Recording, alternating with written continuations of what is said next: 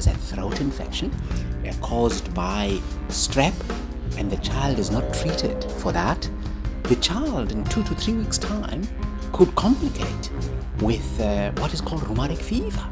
Fever, sore joints, as well as swelling of the heart valves.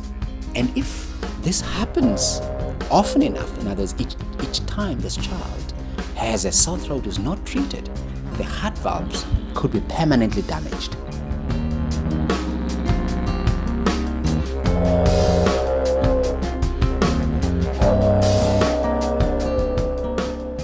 So the strep bug is an old bug that we've known about for a long time that causes a variety of illnesses. The ones that most people know about are sore throat, so it's the most common bacterial cause of sore throat.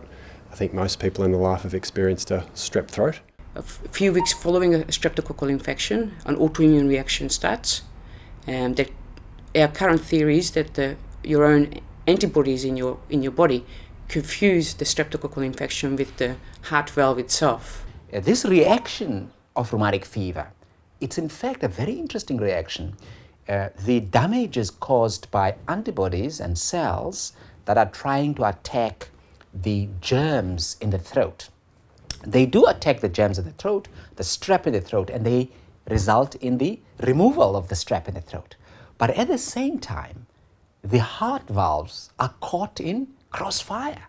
So it is actually your own body that leads to the problem rather than the bacteria itself. We tend to see that problem in younger people. Older people have less of that. And sometimes we think younger people have got a very good immune system. It's so good against the strep that it's even attacking yourself.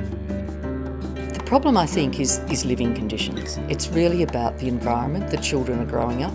If they're in a situation where there's overcrowding in terms of housing, where there's that opportunity to spread a throat infection from one to the other, often I think kids are getting infections. They're not necessarily getting the appropriate medical treatment at that particular stage. Repeated infections lead to worsening of the heart problem itself, but children only have symptoms once it's very, very severe, often when it's too late. People need to know that skin sores need to be treated, that sore throats need to be treated. People in the community need to know that sore joints could mean rheumatic fever, and it means that children should be taken to the hospital urgently. The treatment of children with pharyngitis or sore throat is the primary way in which we're going to stop this, all right? And doctors sometimes call it primary prevention, right? Preventing rheumatic fever before it happens. Second prevention is in patients who have known rheumatic fever or established rheumatic heart disease, giving them regular penicillin every 3 weeks. We're saturating the body with penicillin so that when you are exposed to the strep bug, as it touches your throat, it gets killed by the penicillin. So that is now the strategy to protect you from the strep, and you need to be on this for life. With mild symptoms, many people don't present to hospitals. So other ways of picking up rheumatic heart disease early is screening children at school before they're sick enough to come to the hospital. Screening was initially performed by just with a stethoscope and listen to the chest, and what we've learned is that that's not as good as using a cardiac ultrasound or an echocardiogram. We need to involve technology. Now we have portable echo machines. Maybe a new way of doing things is going out to schools, using technology to detect really mild cases of rheumatic heart disease early.